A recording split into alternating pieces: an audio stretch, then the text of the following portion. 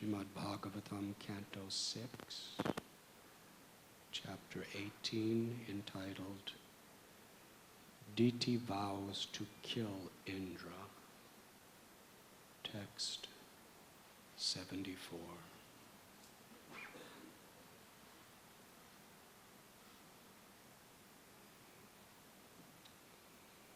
This particular chapter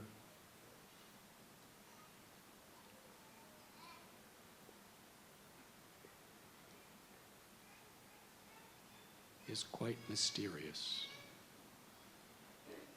in its revelation of the greatness of devotional service. We find here Diti, wife of Kashyapa Muni, who is the mother of the race of asuras, demons.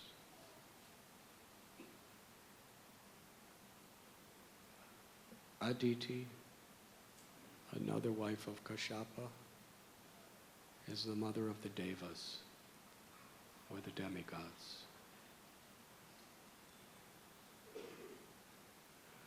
Amazing family.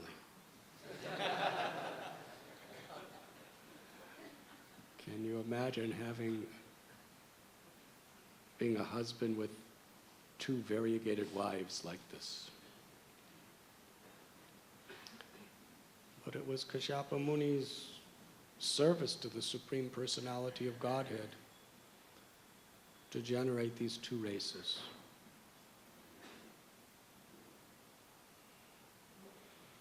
And it's interesting how Kashyapa Muni gives similar instructions for apparently very opposite purposes to his two wives.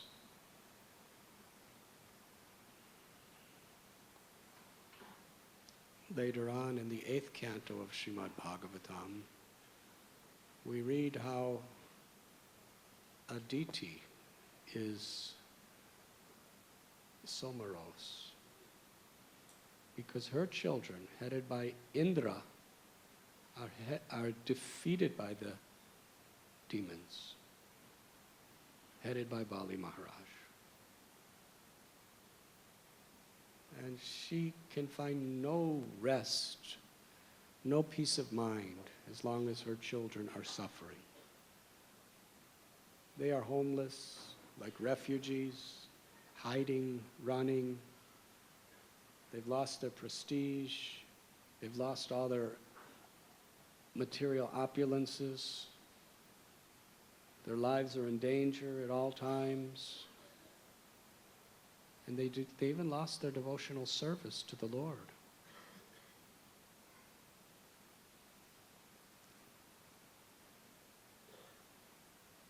Kashyapa Muni comes out of his meditation and he sees that she is lamenting terribly. And because he loves her so much, she's so chaste, so faithful, serving him so nicely, he could not tolerate her lamentation. He asked what she wanted.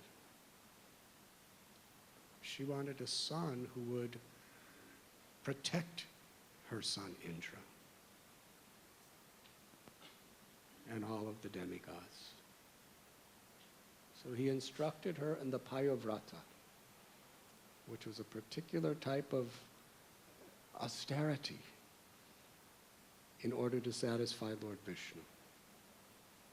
Knowing that if she just satisfies Lord Vishnu through this careful observation, her desires would be fulfilled. And she followed it very, very carefully. And the result is the Supreme Lord appeared to her and agreed to become her son, Vamanadev, younger brother of Indra. So to satisfy one wife, Aditi, he is giving her a ceremony, a particular tapasya to perform to please sacrifice to please Vishnu, to protect Indra. Now in this particular story, Diti, another wife, she's frustrated because Indra-1,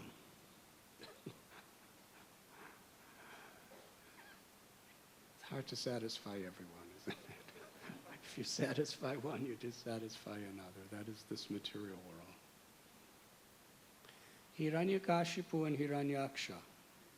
Now you and me, we think that they were terrible savage demons. But to a mother, not at all. To mother, they were pious people. Love is blind. She knew all the things they were doing, but there was justification. The real rascal was Indra.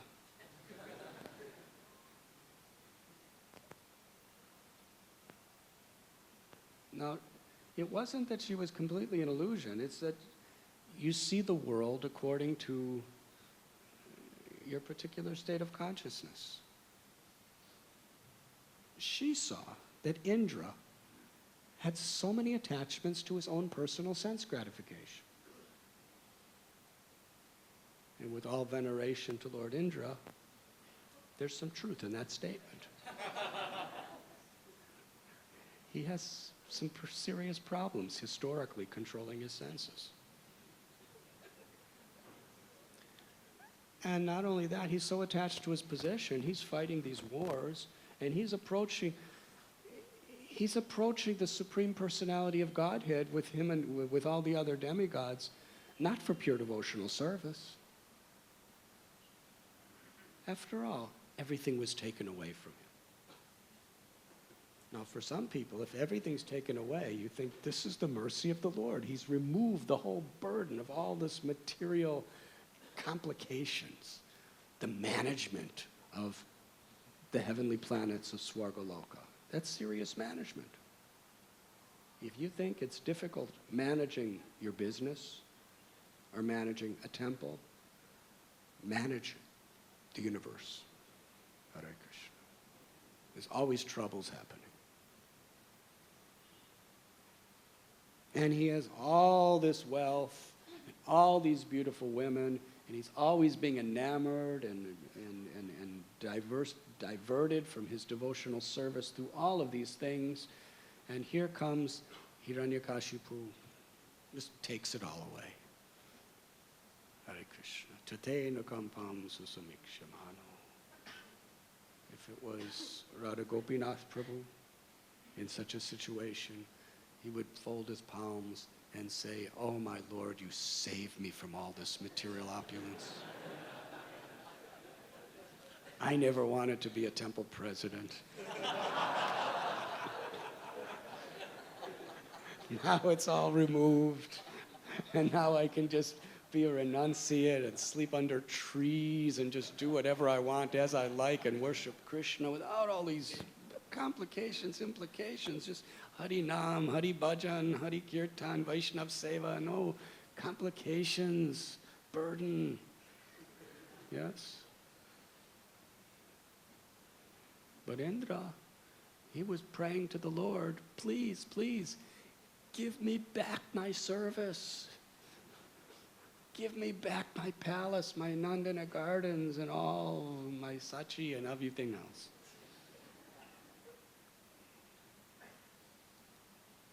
But it wasn't happening.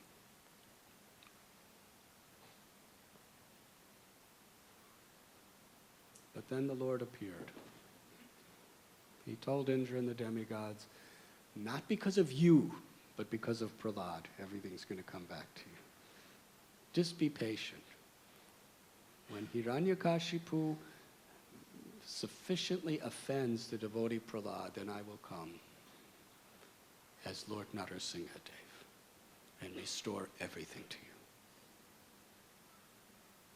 So here is Hiranyakashipu. Now, very difficult situation for Diti, because not only do you love your son, but you love your grandson too. Sometimes even more. I don't know how it works, but Srinathji Prabhu was nodding his head. When you love your son, you love your grandchildren too. And here her son is trying to murder her grandson. But love is blind. She may not like that, but what she despises is Indra, who's attached to sense gratification, who's attached to his position. He's the one with the demigods who worshipped and honored Lord Vishnu, and she held him responsible. It's very interesting.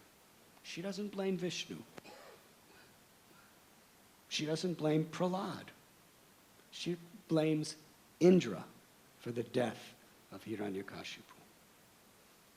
He organized it. He arranged it. Why? Because he's too much attached to his own prestige and material enjoyment. And I cannot tolerate this. Because of his sense gratification, he killed my two children, Hiranyaksha, Hiranyakashipu. He must be killed.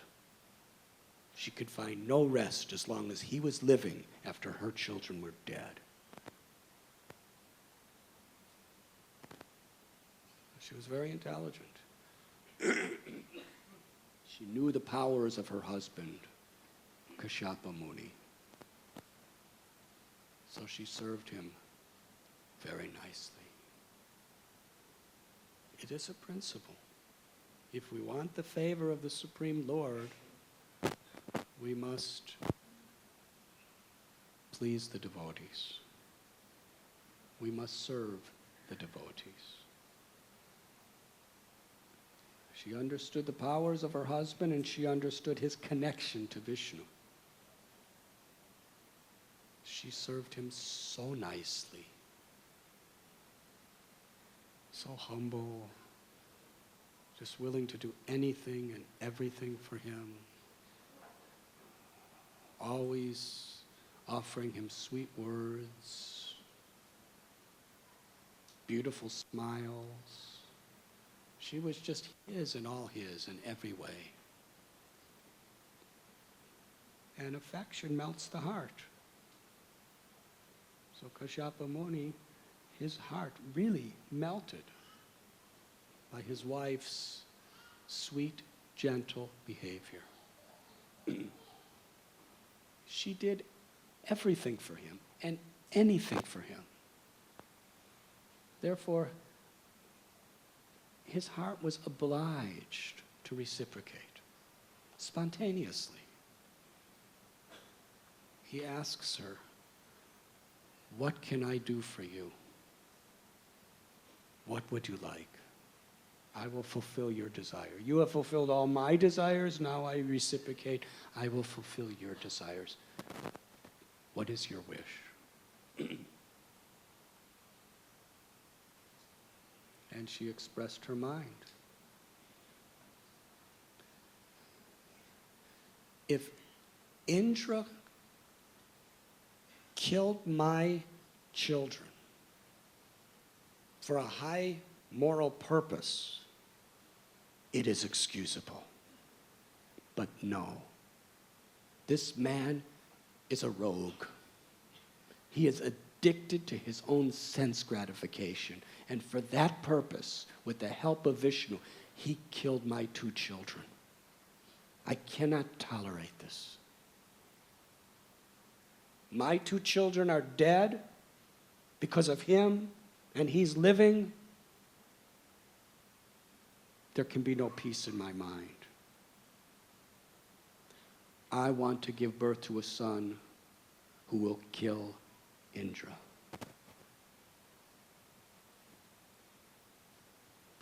Kashyapa Muni, very disturbed. That's his son. Indra's his son too.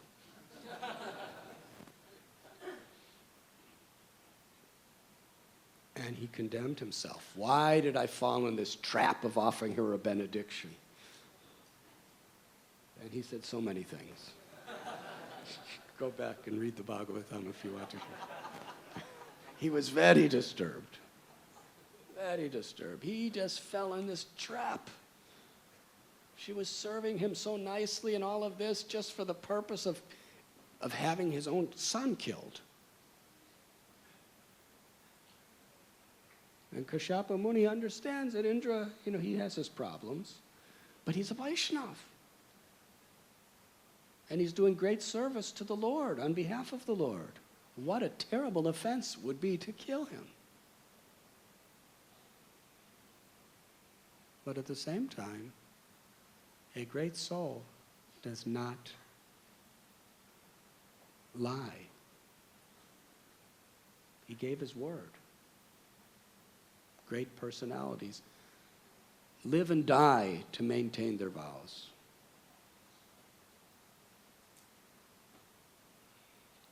Bali Maharaj, later on, he gave his word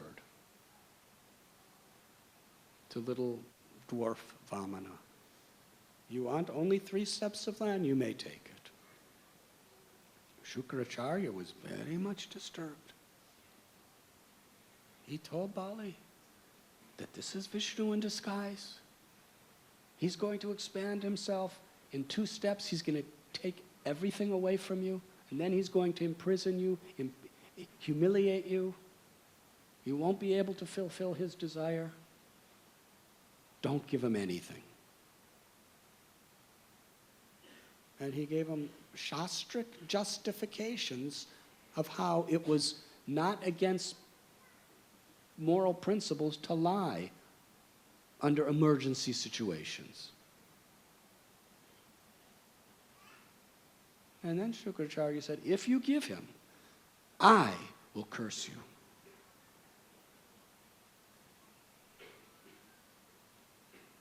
Now, people in this world say, I will curse you. And you think, well, maybe something will happen. But when Shukracharya says, I will curse you, you know something is going to happen. Who was Shukracharya? Previous to this incident, Bali Maharaj, after the churning of the ocean of milk and that great fight and battle after Mohini Murti gave the demigods all the nectar, the demons were slaughtered. Bali Maharaj was killed. All the leaders of his camp, they were killed. Their limbs, some of them were crushed, severed. There was nothing left. The demigods were triumph. Shukracharya, he performed a yajna and chanted mantras.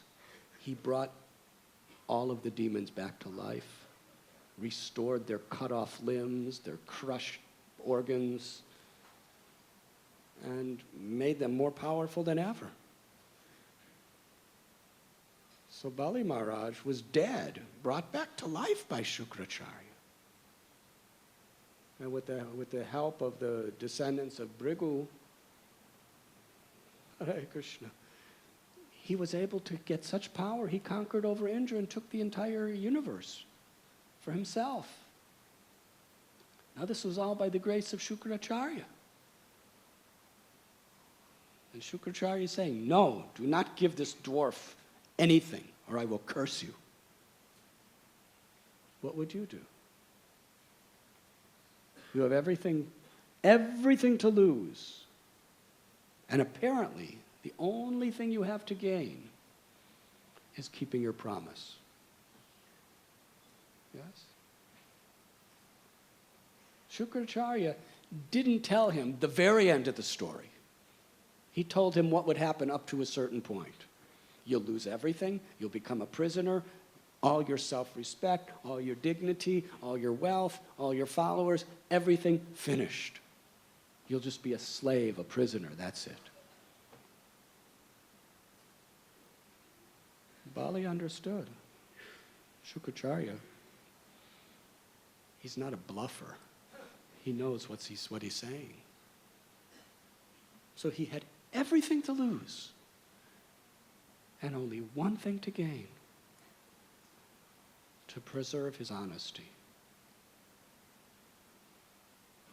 Very serious. Bali Maharaj decided Mother Earth can bear anyone except a liar. She can bear mountains, she can bear oceans, but she cannot bear the weight of someone who does not keep his or her word. And beside that, if this dwarf is really Vishnu, then he has his free will. And he said to Vamanadev, take your 3 steps. Hare Krishna. Vamanadev did. And everything Shukracharya said came true. He ended up with nothing except being bound by the ropes of Varuna, and he was a prisoner. And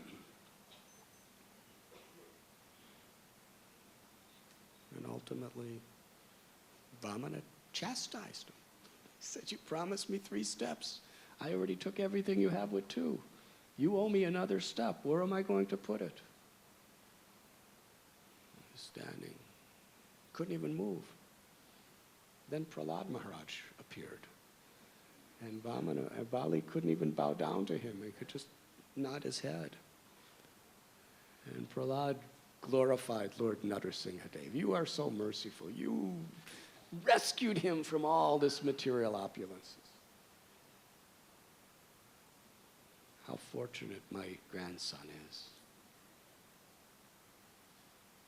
And then Vindhyavali, the wife of Bali, she lost everything her husband lost. She even lost her husband. He was a prisoner. And she was praising Lord Narsinghadev because people become so infatuated by all this material wealth. When you take it away, it is always for their good. Bali Maharaj said, my Lord, your 3rd step, the only thing I have left that you have not taken away is my life. That's still mine. You took everything away except my life. The Lord took everything else away, but one thing he will not take away. You have to give. He'll never take your will, your free will. That you have to give him voluntarily. Everything else, by the power of time, will be taken. Your body, your mind, your words, your everything. But your free will, your life, you have to offer it personally. Put your 3rd step on my head. I offer you my life. What happened then? Vamanadev was conquered by the love of Bali. He praised him, and praised him. He gave him his own planet, Sutala Loka, which is a more beautiful and elegant place than any other place in the universe. And Vamanadev became his personal assistant as a doorkeeper, servant, just so that Bali would at all times have the beautiful darshan of the Lord. He was there to serve him, to show the world that when we surrender our free will to the Lord becomes conquered by such love. The Lord takes the greatest pleasure in serving his devotees.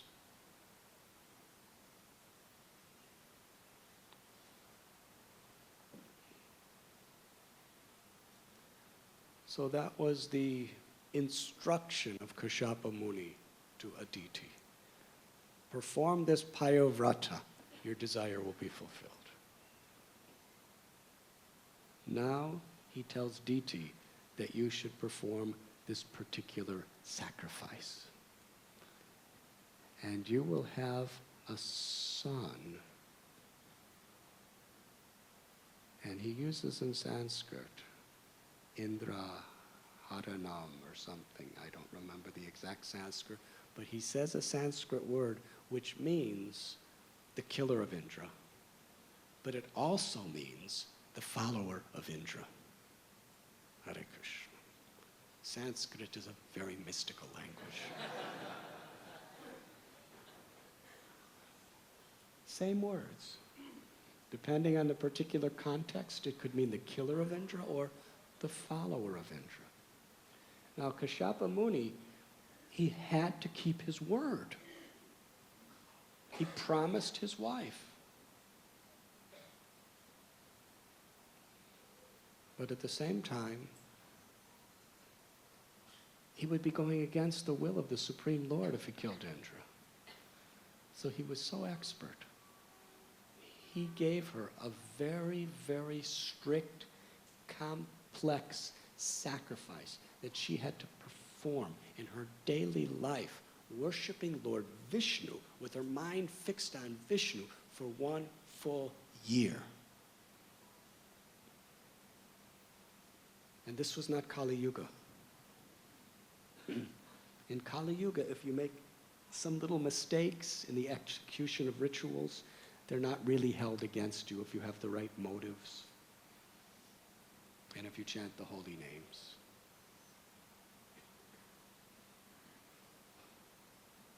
It's interesting, going back a little.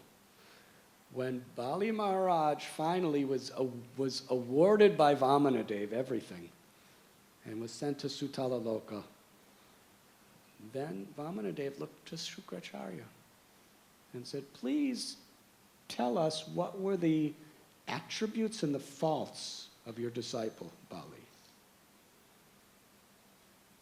And Shukracharya, just by watching this whole scene and having the association of Vamanadev, he became so purified in his heart.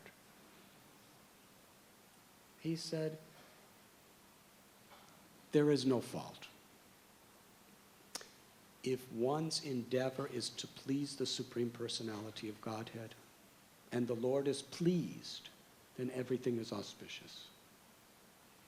Even if there may be so many mistakes in the pronunciation of the Sanskrit, if there was so many mistakes in the recitation of mantras, in the execution of the particular rituals according to the time and the place and the circumstance and the particular methods, any little tiny mistake in those things could create havoc from a karmakanda point of view. But if the Lord is pleased by one's endeavor, everything is auspicious. And then he said, simply by chanting the holy names of the Supreme Lord, everything becomes auspicious. And that is what happened. So here, Kashyapa Muni gives her such a complex, difficult sacrifice to perform. But it was all to fix her mind on Vishnu, all for the worship of Vishnu. He knew that 2 things would happen. One, she would get completely purified because she's worshiping Vishnu for a year, and she would lose her antagonism to seek revenge toward Indra. And 2, she had to make a mistake sooner or later because there were just too many intricacies. But she was so determined. She followed every regulative principle of that yajna exact.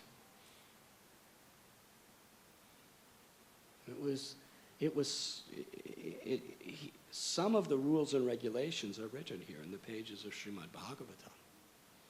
Every detail of her life was so very scrutinizingly subject to rules and regulations. And Indra, he understood what she was doing. So somehow or other he came and he started serving her really nicely.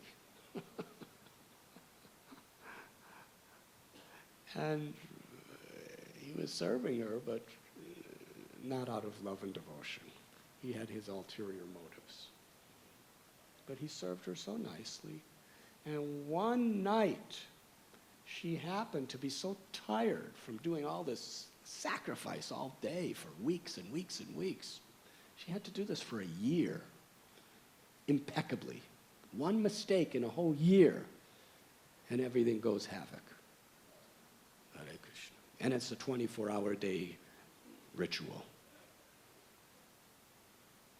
But after all these months go by, and Indra was really getting depressed because she wouldn't make a single mistake. But finally, she fell asleep. She just happened to just fell asleep after she ate, before she washed her mouth out. Now that's a serious mistake.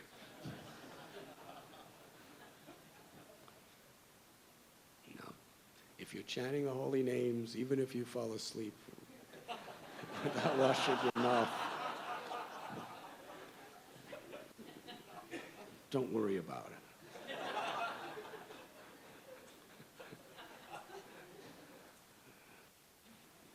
But as soon as she fell asleep, because she didn't wash her mouth out, she wasn't protected.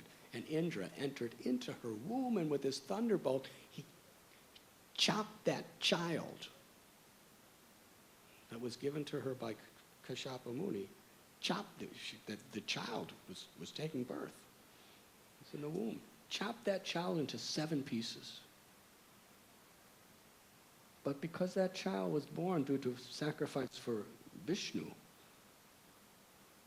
all of a sudden it became 7 little kids.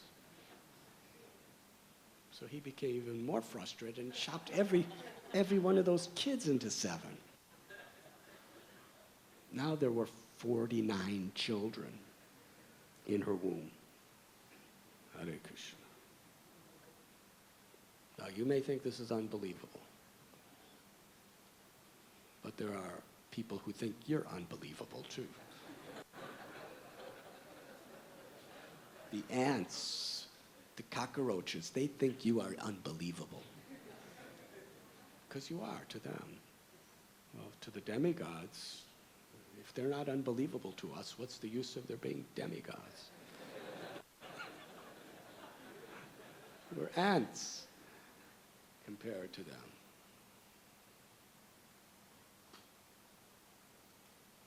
I was recently in a forest where I was looking at the largest tree in the world. And there was a sign that if an ant looks up at a 6-foot man, he'll have the same experience.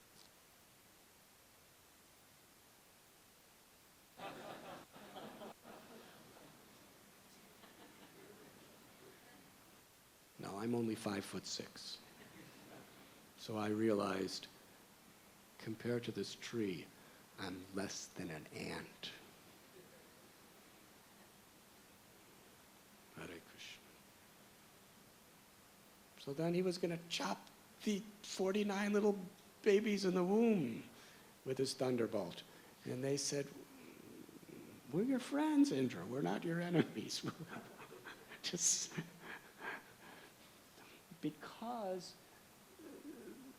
the mother was performing the sacrifice for Vishnu for all these months, the children in the womb became purified. They had no enmity toward Indra. They said, we'll be your followers, no problem, we like you.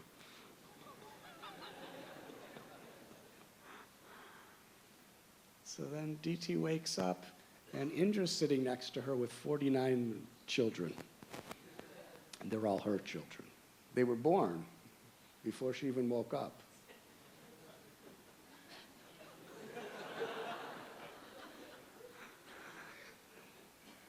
And this is all the result of not washing her mouth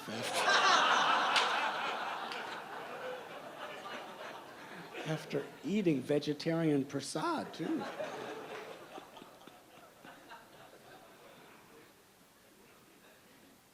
So, because she performed the sacrifice for Vishnu for so long,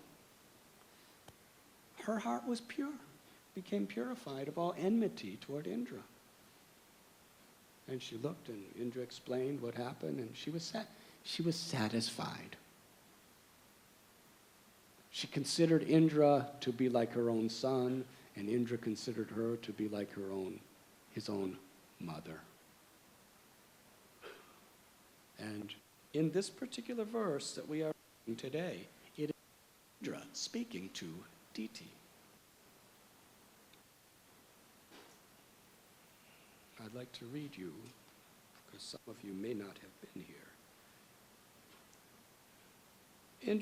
Diti said to Indra, "My dear son, I adhered to this difficult vow just to get a son to kill you 12 Adityas. I prayed for only one son, but now I see there are 49. How has this happened? My dear son, Indra." She says, "My dear son, Indra." You see, already we see all of her enmity has been removed by her devotional service. "If you know, please tell me the truth. Do not try to speak lies." And Indra, even through this whole experience, he became very sober. Indra replies, "My dear mother, because I was grossly blinded by selfish interests, I lost sight of religion. When I understood that you were observing a great vow in spiritual life, I wanted to find some fault in you. When I found such a fault, I entered your womb and cut the embryo to pieces. First, I cut the child in the womb to 7 pieces, which became 7 children. Then cut each children into 7. By the grace of the Supreme Lord, however, none of them died. My dear mother, when I saw all 49 sons were alive, I was certainly struck with wonder. I decided that this was a secondary result of your having regularly executed devotional service in worship of Lord Vishnu." And today's verse, "Although those who are interested only in worshiping the Supreme Personality of Godhead do not desire anything material from the Lord and do not even want liberation, Lord Krishna fulfills all their desires."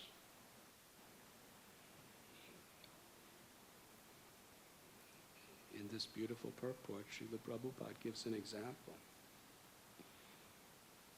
of how a devotee, when they become purified, have no desire for material opulences, or mystic powers, or liberation. Anyabhilashita sunyam jnana karmanya lavrita anukulena krishnanu shilaram bhaktiruttama. Pure devotional service is defined in this way. One simply wants to please Krishna by favorable service. Pure devotional service means no desire for personal sense gratification, in this world or beyond. No desire for the mystic cities that yogis are so much craving for. No desire even for liberation from suffering, because these are all considered selfish.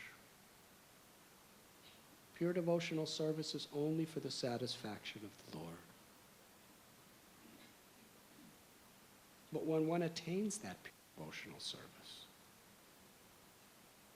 Krishna may give that person all opulences, even apparently material opulences.